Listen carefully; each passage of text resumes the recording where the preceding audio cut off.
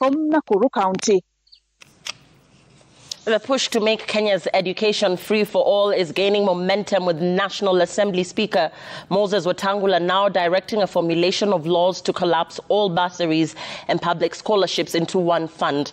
Wetangula, who took cue from Chief Justice Martha Koome, admits that the layers of duplication in the award of bursaries from the NGCDF counties and the Ministry of Education reveal glaring inconsistencies. Stephen Leto reports that the Ministry of Education has been directed to provide any policies that will assist in the drafting of the legislative proposal.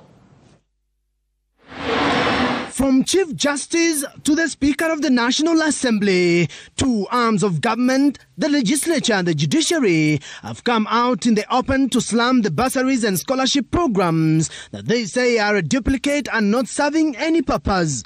Wetangula and Koome are now leading the pack in calling on the National Executive to board the train that seeks to collapse all the bursary schemes under one roof in order to actualize free education for all. If you can generate policy, this House will be more than happy to turn it into law so that we can amalgamate and consolidate these funds, and they'll go a long way in providing free universal education for our children. Wetangula, who held a candid meeting with MPs on Tuesday, has since directed the clerk of the National Assembly to move with speed to draft a legislative framework.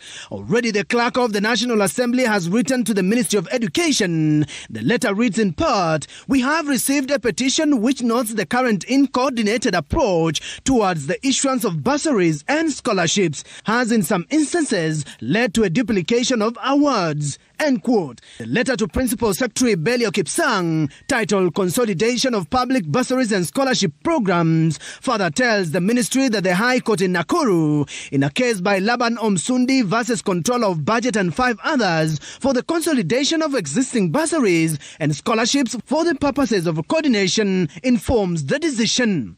Wetangula now wants the formulation of legislative proposals establishing a defined structure for the administration of public bursaries and scholarships. This latest move could jolt the political class who have traded the fund for political support.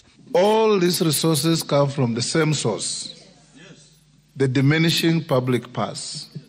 The MCA is giving bursary, the woman rep is giving bursary, the MP is giving bursary, the governor is giving bursary, the ministry is giving bursary, help is dispersing money, universities funds is giving money.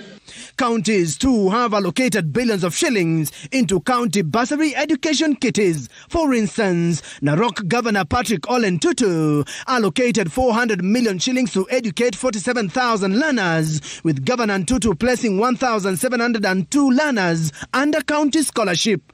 Kiambu's Kimani Wamatangi allocated on his end 500 million shillings to benefit 100,000 learners. Nakuru Governor Susan Kihika allocated 342 million shillings for Nakuru students. When counties allocate, MPs allocate funds for a similar education purpose.